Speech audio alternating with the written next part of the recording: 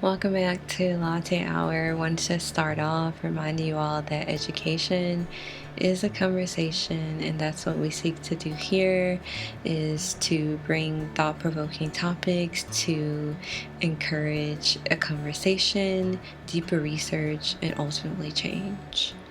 So let's jump right into the first topic. I don't know how many people are on X, but the trending topic the other day was a declassified 1951 document that linked cancer traits to parasitic worms. And I will say, when I saw that, it just was kind of like celebratory for all those folks who were dubbed conspiracy theorists in the health conscious community. And if you think about it, it makes sense that animal products would be some of the higher cancer causing things in society today if parasites are in fact the culprit of cancer. So if you eat a lot of animal products and those products aren't thoroughly cooked to get rid of all of the parasites within them, then you now become the new parasite host. And if these things do cause cancer, then there you go. That is the life cycle, food chain, whatever you want to call it. So it makes a lot of sense. So just wanted to throw that out there, that recent trending topic. But the topic for today is what I believe will become the opioid crisis 2.0 if people do not wake up or awaken in the matrix, shall I say. Let's see here. And so, how did I get to this topic? I was watching medical school vlogs like I always do, and saw that one of the students was in grand rounds that was titled something like methadone underutilized as an anesthetic, and it can be used for people who are addicted to opioids and people who are not. And that made alarm bells go off in my head. If you know what methadone is, it is used to give people a maintenance dose to wean them off of their opioid addiction, or from their opioid addiction rather. If you've ever been in a methadone clinic, that clinic is normally a locked nursing unit. It also has a methadone window where patients will go up and get the little cup of their maintenance dose. Those cups go into a trash can that is locked. It just has a hole on the top where you just drop it in. Sometimes it depends on what the program, like what kind of trash can they bought, but the trash can is normally locked and bolted to the floor. So it is behind all of these levels of security.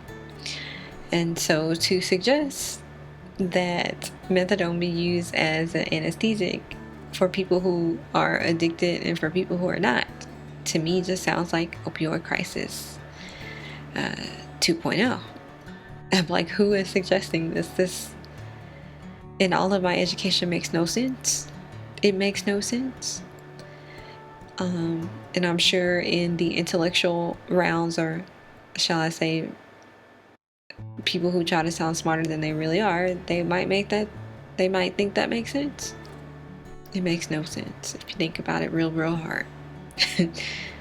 Makes no sense, in my humble opinion, with all my biological science degrees and just my curiosity at being a human.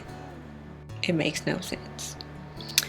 And so, the opioid crisis allegedly was caused by Purdue Pharma, basically going around saying oxycodone could be used as a pain medication and that even though it's opioid derived, because it was slow release, it would not cause an addiction.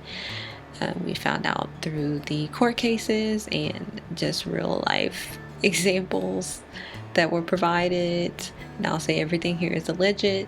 We found out that that was not true. People were becoming highly addicted, and that is what allegedly led to the opioid crisis. And so Candace Owens kind of put it together for me. I knew that Purdue Pharma was the Sackler family. I did not know that they were Israeli associated. Also did not know that the group that offered the solutions to the opioid crisis was an Israeli associated group that does drug substance abuse research largely out in Vegas, and that just rings another alarm bell for me personally. And so when she put all that together, it really has me wondering who is out here telling people to suggest methadone as an anesthetic. I think on a personal level, to just avoid that, going into anyone's hospital for anything, just say you're allergic to methadone at this point, until the system can be corrected. And this is not legal advice, but this is just what I would do.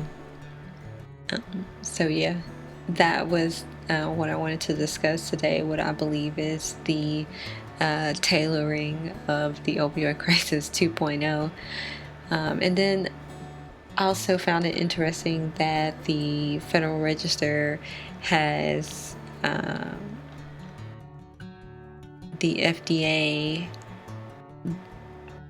I think it's, yeah, the FDA is seeking comment on the Federal Register on developing specifications for in-home disposal systems for opioid analgesics.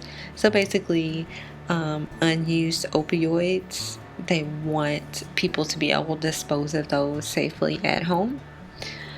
However, with the history of what we all are coming to realize in the age of disclosure, I do wonder if the intentions behind them wanting to push these in-home disposal systems for unused opioids is nefarious, or is it simply good intentions?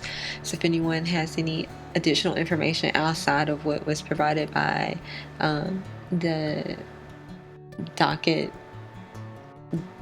information on the Federal Register here, let me know down in the comments. I'd be real interested to know. But yeah, that was all that I had for today. Hope y'all are enjoying a good latte. I have had really good lattes in the last couple of weeks. So good. I just feel like it warms my soul. It's like a hug to my stomach, and I love lattes. But yeah, hopefully you all are enjoying whatever drink makes you feel warm and fuzzy, and I will talk with you next time. Until then, bye now.